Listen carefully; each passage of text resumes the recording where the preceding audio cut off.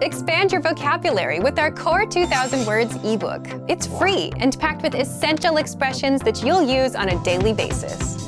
Start building your vocabulary today. Click the link in the description below to download your free Norwegian ebook before it's gone.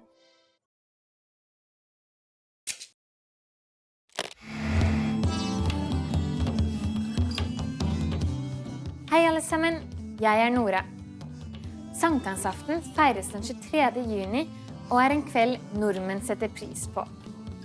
Sankthansfeiringen historisk sett til minne om døperen Johannes fødsel, men det også en feiring for midtsommer eller sommersolverv. Sankthansaften kan også bli kalt jonsok, som kommer av norrønt. Jonsok betyr våkenatt for Jon. I denne timen kommer du til å lære hvordan nordmenn feirer sankthansaften. Hvor høyt tror du det høyeste sankthansbålet i Norge hittil har vært? Vi vil vise deg svaret på slutten av denne videoen. Selv om sankthansaften som en folketradisjon ikke like sterk lenger, feires den likevel. De aller fleste nordmenn starter feiringen av sankthansaften på ettermiddagen. Venner og familie samles for å spise og drikke sammen, og det vanligst å grille. Etter dette leker barn og voksne, eller bare slapper av med prating. Dagen etter sankthansaften ikke lenger en fridag, så det finnes en del nordmenn som nå lar være å feire sankthansaften. Etter man har spist og kost seg i flere timer, drar alle sammen og ser på at sankthansbålet blir tent. Langs Norges kystlinje kan man se bål ett etter ett og mennesker som samles rundt de store bålene. Å se på sankthansbålet brenne i skumringen noe nordmenn synes ekstra fint. Noen steder, som i nord, det også en tradisjon å gå opp i fjellene for å se på bål. På sankthansaften i Norge det ikke bare bål som blir satt fyr på, men også båter. På Sørlandet, i Flekkfjord, det vanlig å sette fyr på en gammel båt som fylt med brennbare materialer.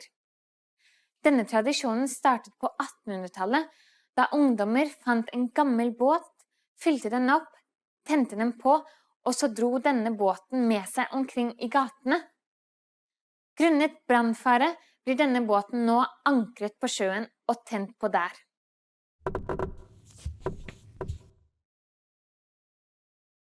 I gamle dager trodde folk at hekser og andre overnaturlige krefter var ekstra sterke på sankthansaften, siden solen snur den dagen.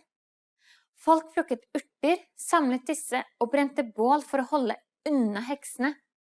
Slik ble sankthansbålet til. Og nå skal jeg gi deg svaret på den tidligere spørrekonkurransen. Hvor høyt tror du det høyeste sankthansbålet i Norge hittil har vært? Det høyeste sankthansbålet i Norge var i 2010, og var hele 40,25 meter høyt. Dette bålet har også verdensrekorden for høyeste bål. Dette bålet kalles for slinningsbålet. Slinningsbålet som regel alltid det høyeste bålet. På grunn av brannfare og forurensning det flere steder i Norge der det forbud mot sankthansbål. Hva synes du om dette kurset? Var det spennende? Har du sankthansbål i ditt hjemland? Legg igjen en kommentar på norwegianclass101.com. På gjensyn!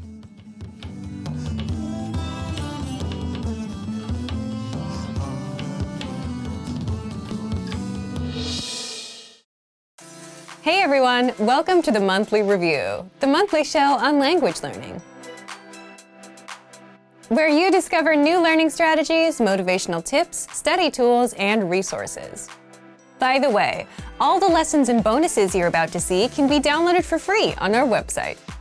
So click the link in the description right now to sign up for your free lifetime account. Okay, today's topic is, can busy people actually learn a language? You yourself probably have an answer to this question, right? But whether you can or can't actually has a bit more to do with your mindset than anything else. And in this guide, you'll discover 1. Is it possible for busy people to learn a language and the mindset needed? 2. Mental bandwidth, the one thing that can make or break your language goals. And 3. 5 mindset tricks to make time for language. But first, if you're looking for new free language resources and downloads, here are this month's new lessons and resources. Be sure to download these now before we take them down in a few days. First, the Talking Online PDF cheat sheet.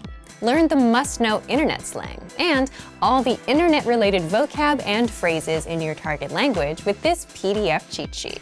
And second, the 40 words and phrases for ordering food writing workbook. With this free resource, you'll pick up must-know words and phrases for the restaurant and practice writing them out as well. To get your free resources, click the link in the description below right now. They're yours to keep forever. Can busy people actually learn a language? Part 1. Is it possible for busy people to learn a language and the mindset needed? So, can busy people actually learn a language? What do you think? Leave us a comment and let us know. As much as we want to say yes, it's more of a yes or no depending on the person. Why yes? Yes, because many of our members are busy and are learning with our system. And some of you who are watching also fall into this camp. But it also depends on the person because it's more of a mindset thing. Either you think you have time or you don't. For example, many of our members fall into the group of can learn and can find the time, even if they're busy. If you're busy and still want to learn, if you look around, you can always find 5 or 10 minutes a day, like on a commute. Now, if your mindset is the opposite, if you think you can't learn a language or you don't have time, you won't even try, even if you had a resource that was proven to work. Part 2. Mental bandwidth, the one thing that can make or break your language goals. And if you think about it, if you had all the time in the world but felt like you couldn't learn a language, you wouldn't try either. Again, this is why it comes down to the mindset and why it all depends on each individual person. Either you think you can or you think you can't. But it may not always be this black and white either. It can also depend on your mental bandwidth too. Think back to your school days, those few days before exams. It got really busy and you had to stop everything to study, right? You were probably thinking, if I can just get through studying this week and take the test, then next week I can finally start relaxing and doing other things. And if someone asked you if you wanted to hang out, you would say no, because you're busy. But chances are you still managed to spend at least 30 minutes on YouTube or social media. Meaning you did have some time, even if you were busy. But the test was occupying your mind and taking up all that bandwidth. So it's also possible that we just don't have the mental bandwidth because we're overwhelmed. And this is a genuine reason for not being able to learn when you're busy. Don't worry, in the next part, we'll show you how to get some bandwidth so that you don't feel overwhelmed. Part 3. 5 mindset tricks to make time for language. So if you've gotten this far, you understand that it is possible to start learning a language, even if you're busy, that you can find the time, but it mostly comes down to your mindset. So how can you develop the mindset? So when you're too busy, it feels like you're overwhelmed and like you don't have control of your time. Well, there are a few things you can do to gain some control of your time, have some breathing room, and learn a bit of language. First, always set small, measurable goals. This is something that we talk a lot about here. For example, learn for 10, 15, or 20 minutes every day. Learn 100 words in 1 month, which means learning 3 to 4 words a day. And the mindset behind this is just being realistic with your goals and what you can do. Because if you're busy, you may not have 1 or 2 hours. And this is a strict rule, especially when starting out with new goals and languages. Always stick to small, measurable goals. Second, lowering your goals and expectations is okay when things get super busy. If you couldn't learn all 100 words for the month and only got up to 40 or 60, that's okay. If you tried learning on Monday and Tuesday but skipped Wednesday and Thursday, that's okay. Sometimes you have to shift priorities, and prioritizing things is a secret to a successful life. You may not get to the goal you wanted to achieve today, but you can get to it next week. Third, it's okay to put language on pause if life gets in the way. Just like with that last point, you can always come back and reach your goal a little later. We often see learners put language on pause, come back later. Some even come back years later. But the key is to come back. Fourth, avoid the all-or-nothing mindset at all costs. And an all-or-nothing mindset is something you'll see in beginners and perfectionists. When you have this mindset, you'll say, language learning requires hours, so there's no point in learning for a few minutes today. But something is better than nothing, and even 5 to 10 minutes of review adds up in the grand scheme. And in the grand scheme, it's more important to be consistent, even if it's just for a minute a day, rather than study for hours once a week. The brain just doesn't work that way. Fifth, do you have a slowdown or relaxing routine that you do on the weekends or whenever you have free time? And if you didn't do it, you'd feel overwhelmed? Leave us a comment and let us know what it is. For some, it could be reading, watching TV, or going to a cafe and doing nothing for a bit. You're there on your own, you don't have much to do in front of you, even if it's just 10 or 15 minutes. And if you're settled, you start feeling in control. And that's the point you have some mental bandwidth. You can start doing some time management and plan your week out. You can put in a few minutes of language learning. But if you don't slow down and if you feel overwhelmed, you could have the easiest possible way to learn a language. And you still wouldn't do it. So, back to you. If you were busy, do you think you'd be able to learn a language? Leave us a comment. So, thank you for watching this episode of Monthly Review. Do you record yourself speaking your target language? If you enjoyed these tips, hit the like button, share the video with anyone who's trying to learn a language, and subscribe to our channel. We release new videos every week. And if you're ready to finally learn language the fast, fun, and easy way and start speaking from your very first lesson, get our complete learning program. Sign up for your free lifetime account right now. Click the link in the description. See you next time. Bye!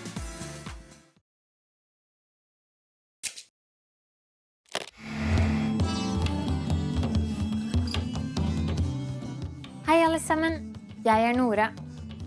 I Norge Arbeidernes internasjonale kampdag en høytid. Arbeidernes internasjonale kampdag blir ofte kalt Arbeidernes dag eller 1. mai, og denne dagen har forandret seg mye fra gamle dager. I denne timen kommer du til å lære om hva nordmenn gjør på Arbeidernes dag. Hva tror du skjedde på Arbeidernes dag i 1980? Vi vil vise deg svaret på slutten av denne videoen. Den aller første Arbeidernes dag, eller 1. mai, ble feiret i 1890. Helt frem til 1919 var kravet om 8 timers lang arbeidsdag det eneste kravet til de som gikk i tog for å demonstrere. I 1947 ble Arbeidernes dag anerkjent som en offisiell høytidsdag av Stortinget. Den tradisjonelle måten nordmenn feiret Arbeidernes dag på før i tiden var å gå i demonstrasjonstog med flagg, sang og musikk. Etter dette ble friluftsmøtet holdt.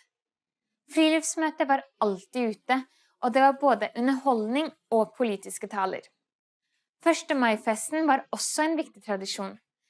Da samlet den norske arbeiderklassen seg sammen, så på skuespill, danset, sang og hørte på opplesninger. Arbeidernes dag fortsatt en viktig dag i Norge, hvor mange nordmenn går i demonstrasjonstog. Dagen ble kanskje feiret mer før i tiden, men nordmenn markerer enda viktige verdier som likestilling, fellesskap og solidaritet på denne dagen. Sang og musikk fortsatt en del av 1. mai-feiringen. Derfor har det blitt vanlig å holde gratiskonserter i de større byene for å ta vare på denne tradisjonen.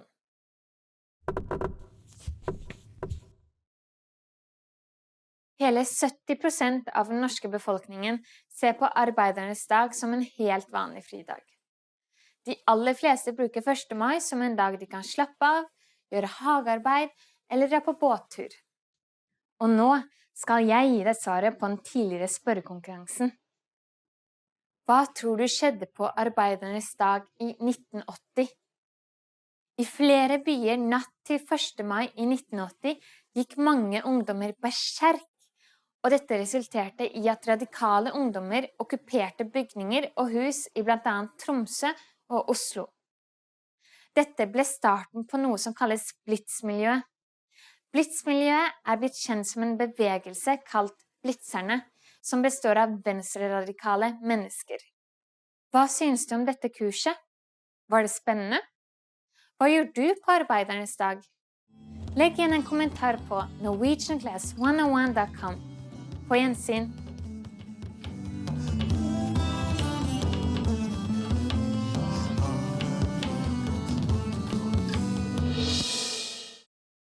Hey everyone, welcome to the Monthly Review, the monthly show on language learning, where you discover new learning strategies, motivational tips, study tools, and resources. By the way, all the lessons and bonuses you're about to see can be downloaded for free on our website. So click the link in the description right now to sign up for your free lifetime account. Okay, today's topic is, are you an introvert or an extrovert? And how to speak more of your target language. Since you're learning the language, then you're very much aware of the importance of speaking, which can be easy if you're an extrovert or hard if you're an introvert. So, how can you speak more if you're on the shy side? Keep watching this month's episode. You'll discover who learns faster, extroverts or introverts, why learning a language can help you become more extroverted, and 5 ways to speak more, even if you're an introvert. But first, if you're looking for new free language resources and downloads, here are this month's new lessons and resources. Be sure to download these now before we take them down in a few days. First, the Sport and Exercise Conversation Cheat Sheet. Want to talk about fitness in your target language? You'll learn over 50 words and phrases for sports and exercise with this brand new cheat sheet. Second, the 40 words and phrases for ordering food writing workbook. With this free resource, you'll pick up must-know words and phrases for the restaurant and practice writing them out as well. Third, the top 12 April Fool's phrases. Want to be able to say some outrageous phrases in your target language for April Fool's Day? Then you'll want this April Fool's phrase list. Fourth, can you talk about your bones in your target language? Learn how to say words like skull, ribs, spine, and much more with this quick vocab bonus. Fifth, 20 must-know jewelry vocabulary. Do you know how to say earrings or necklace in your target language? If you don't, then this vocab lesson is for you. To get your free resources, click the link in the description below right now. They're yours to keep forever. Okay, let's jump into today's topic. Are you an introvert or an extrovert? And how to speak more of your target language. Part 1. Do extroverts or introverts learn languages faster? If you've ever wondered whether introverts or extroverts learn the language faster, there have been studies done on this. And as you'd expect, extroverts do have an advantage when it comes to speaking and overall conversational skills. Of course, these studies didn't take into account mistakes you may make, such as grammar, vocab, etc. And introverts? Introverts tend to observe and listen more, and tend to be better listeners. Do you agree with these findings? Leave a comment. So the key takeaway is they each have their own advantages. One has something that the other lacks. And that makes sense, doesn't it? If you speak less, your speaking skills will be weaker. And if you want to just speak a lot, you get good at speaking but miss out on the other skills, like listening and reading. So unfortunately, you can't really say who learns faster based on personality alone, just that each one has their advantages and disadvantages. But personality aside, success with a language will always depend on your attitude towards learning itself and how much time you put in. The person that has a better chance of becoming fluent will always be the one that puts in more time to learn, practice, get feedback, adjust with the feedback, and not so much about whether they're extroverted or introverted. But what if you're an introvert who wants to be able to speak more? Is there a way to become more extroverted? Part 2. How to speak more, even if you're an introvert. There are ways to become more extroverted, at least more than your usual self. How? Well, first, by learning a language. When you learn a language, you have a natural desire to connect with native speakers, even if you're shy. Also, native speakers tend to be very supportive and welcoming when you're trying to learn their language. So even if you're shy, it's kind of hard to stay shy in the long run when the people you speak with are so encouraging. In your native language, even if you know a million ways to start a conversation, you might not try to speak to someone because you're worried about whether you have something clever to say or the timing or some other social aspect.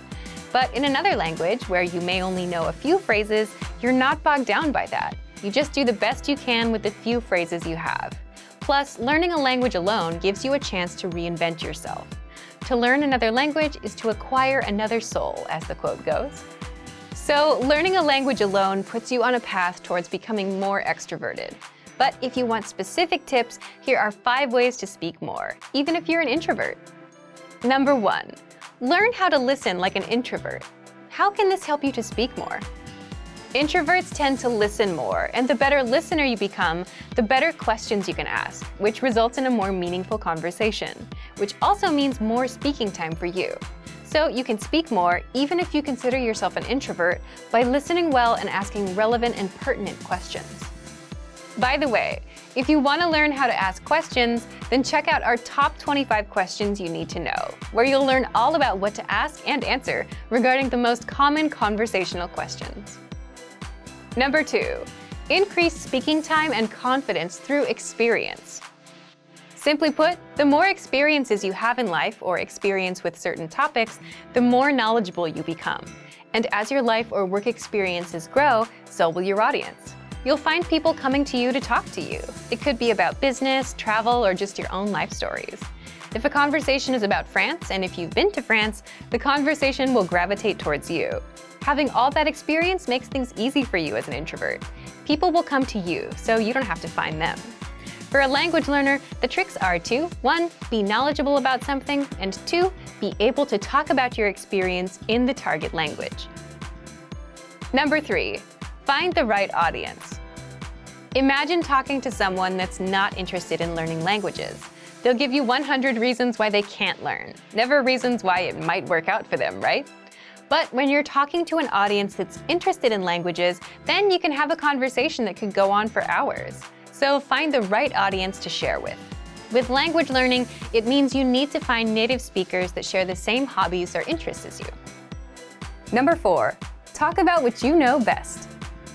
The introvert-extrovert dynamic also depends on how much you know about a topic and what you're most comfortable with. There are topics you may not know enough about, so you won't talk as much.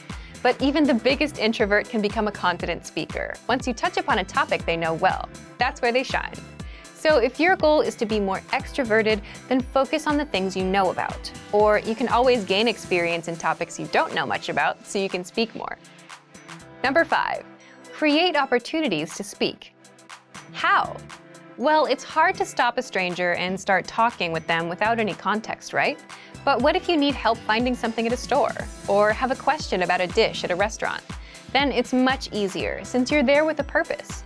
So you can create these opportunities by going to a restaurant from the country that speaks your target language and speaking with the staff, or asking a taxi driver a question, or asking staff at an information booth a question. So to recap, if you want to speak more, even if you're an introvert, 1. Listen like an introvert. 2. Increase speaking time and confidence through experience. 3. Find the right audience. 4. Talk about what you know best. And 5. Create opportunities to speak. So thank you for watching this episode of Monthly Review. Next time, we'll talk about how tipping points will bring you closer to your language goals. If you enjoyed these tips, hit the like button, share the video with anyone who's trying to learn a language, and subscribe to our channel. We release new videos every week. And if you're ready to finally learn language the fast, fun, and easy way and start speaking from your very first lesson, get our complete learning program. Sign up for your free lifetime account right now. Click the link in the description. See you next time. Bye!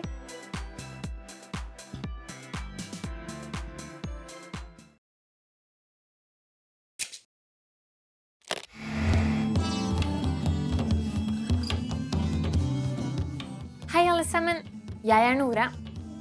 Norges grunnlovsdag feires på 17. mai hvert år og en viktig dag for enhver nordmann. 17. mai virkelig en dag man kan se hele Norges nasjon samlet. Nordmenn kaller grunnlovsdagen for nasjonaldag, eller rett og slett 17. mai. I denne timen vil du lære om hvordan nordmenn feirer nasjonaldagen sin.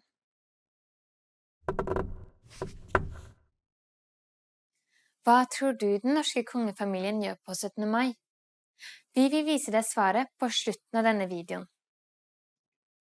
Riksforsamlingen på Eidsvoll ble enige om Norges grunnlov. Norge ble på denne dagen et uavhengig land. 17. mai ble en festdag, og nordmenn startet å gå i tog for å feire nasjonaldagen. Fra 1870 begynte de aller første barnetogene, og dette er en tradisjon som fortsatt er i dag. De aller fleste nordmenn starter 17. mai-dagen tidlig. Man står opp og tar på seg fine klær. Mange folk bruker også Norges tradisjonelle folkedrakt, kalt bunad.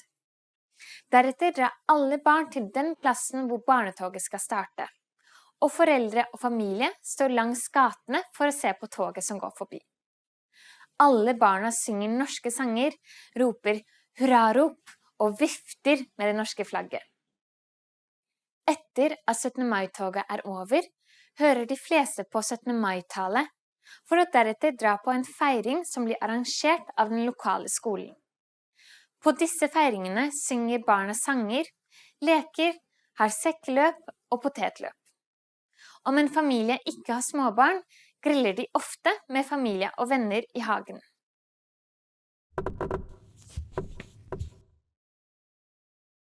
Det er ingen regel for hva man skal spise på nasjonaldagen, men de aller fleste nordmenn forbinder mat på 17. mai med pølser, is og brus.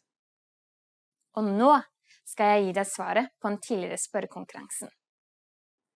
Hva tror du den norske kongefamilien gjør på 17. mai?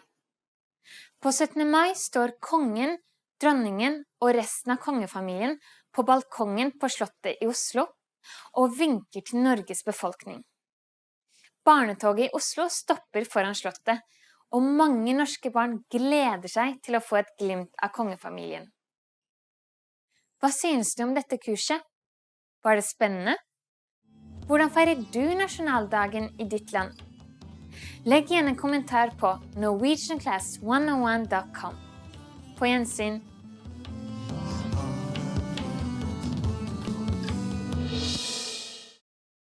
Hey everyone, welcome to the Monthly Review, the monthly show on language learning, where you discover new learning strategies, motivational tips, study tools, and resources. By the way, all the lessons and bonuses you're about to see can be downloaded for free on our website. So click the link in the description right now to sign up for your free lifetime account. Okay, today's topic is how to learn a language in 2022.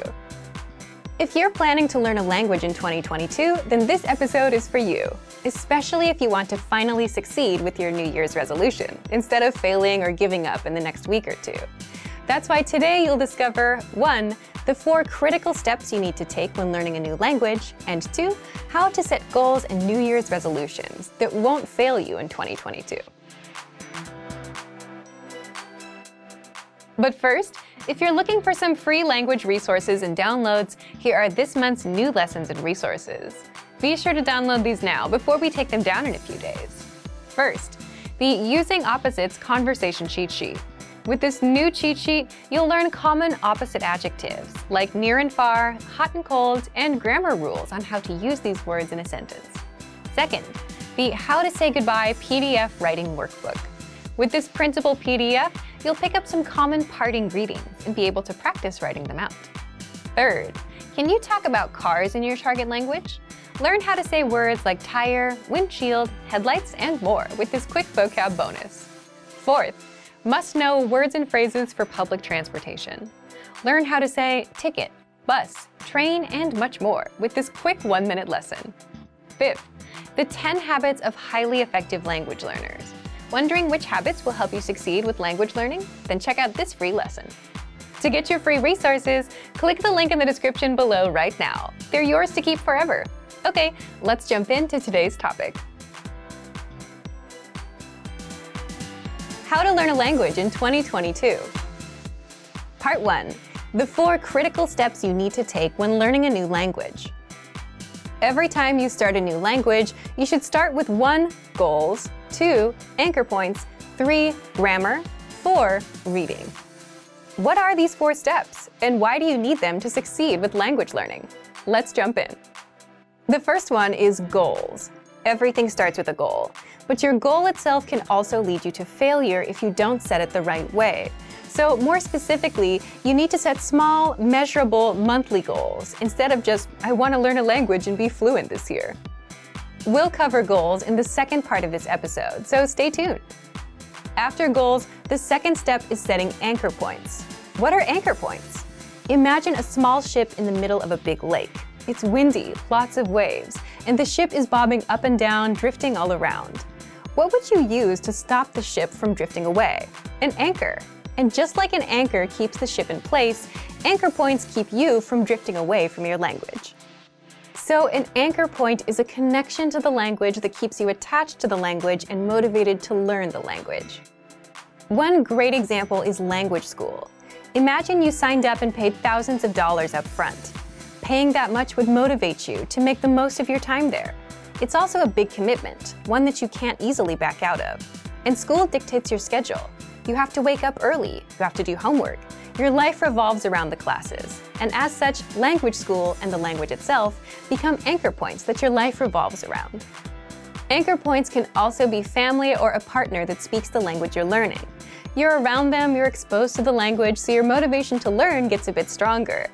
Buying a language learning program or textbook are also examples of good anchor points. You invested your hard-earned money, which means you're serious about learning. Plus, you want to make sure your investment doesn't go to waste, so you're more motivated. If you're wondering if you have any anchor points, you already have at least one. You're watching our lessons on YouTube. But the more anchor points you have, the stronger your motivation will be. So if you're into music or TV shows in your target language, those can serve as anchor points too. These are things that connect you to the language and add a bit of motivation to learn more, or at the very least, understand what you're watching or listening to. We covered goals and anchor points. What's next? The third step is you must have a good grasp of grammar of your native language. Now, you might wonder, if you're learning a new language, why focus on your native language? Well, as native speakers, the problem is we know what good grammar sounds like, but we can't explain how or why our language works the way it works. So if you don't have a good grasp of grammar, the backbone or the rules of a language, then you'll have a tough time learning a new language. You'll jump in and start learning words and phrases, but you'll never learn how to put them together and make sentences. That's a common problem beginners have.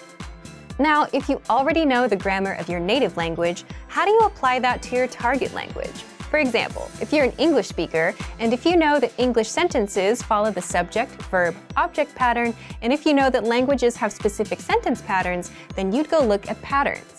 Then, you'd have a good idea of how to create your own sentences, instead of learning random words first.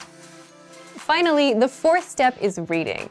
Reading is good simply because you can do it anywhere, anytime, and without a teacher.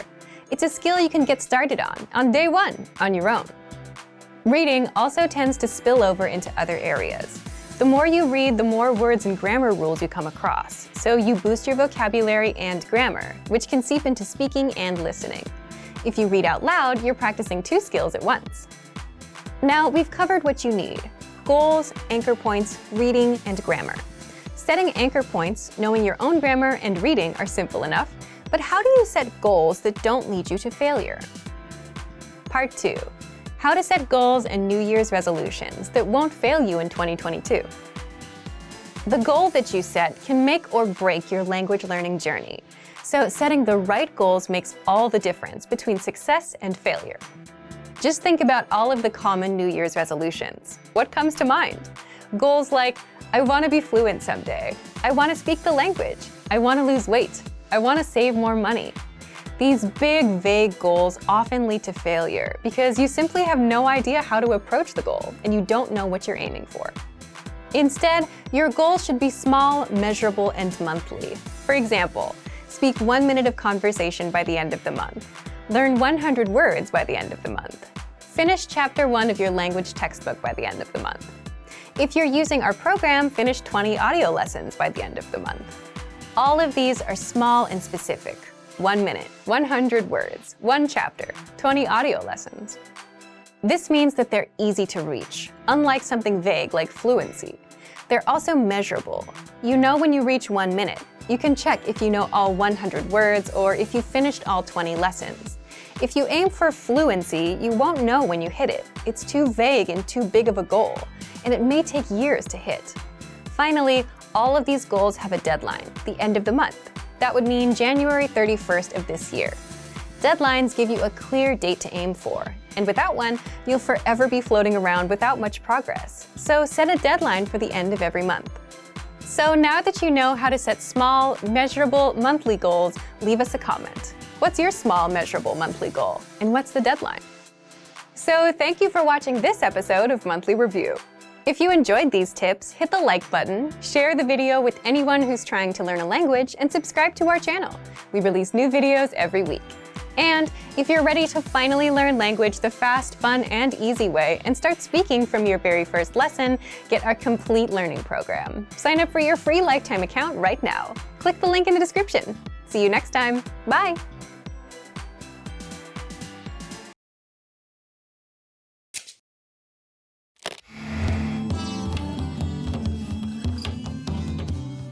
Hei alle sammen, jeg Nora.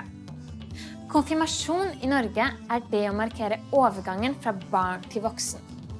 Konfirmasjon kommer opprinnelig fra kristen tro, men i nåtiden kan barn i Norge velge om de vil ha en kristen eller humanistisk konfirmasjon. I denne timen kommer du til å lære om den norske konfirmasjonen. Hvor gammel pleier en nordmann å være når han står til konfirmasjon? Vi vil vise deg svaret på slutten av denne videoen. Konfirmasjon et overgangsritual, et sakrament eller en bekreftelse av konfirmanten. I Norge kom konfirmasjonen sammen med en kristne tro. Fra 1736 og helt til 1912 var konfirmasjon en tvang, så alle måtte konfirmeres. For å kunne bli konfirmert kristelig i Norge, må man være døpt først. Velger en nordmann kristelig konfirmasjon i den norske kirke, følger konfirmanten en rekke gudstjenester og undervisninger som foregår i klasser, grupper og på leir. Den kristelige konfirmasjonen en forbønnshandling der kirken bekrefter løftene som gis av Gud i dåpen. I Norge har man også muligheten til å ha en humanistisk konfirmasjon. Før selve seremonien tar konfirmanten et kurs. Dette kurset går over flere uker og består av undervisning i etikk, livssynsspørsmål og samfunnsspørsmål. Denne undervisningen skal få ungdommen til å forstå etiske verdier på humanistisk grunnlag.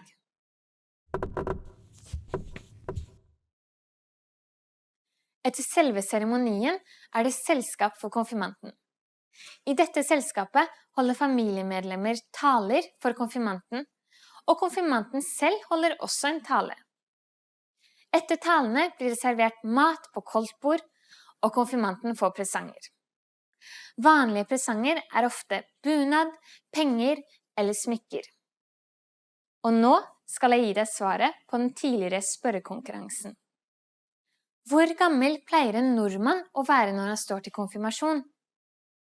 En som skal stå til konfirmasjon i Norge, fyller som regel 15 år det året konfirmasjonen skal holdes.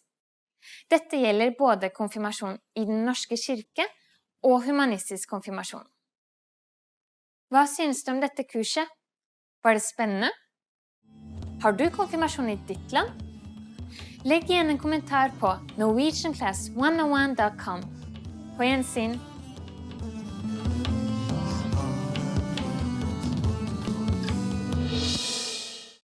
Expand your vocabulary with our Core 2000 Words ebook. It's free and packed with essential expressions that you'll use on a daily basis. Start building your vocabulary today. Click the link in the description below to download your free Norwegian ebook before it's gone.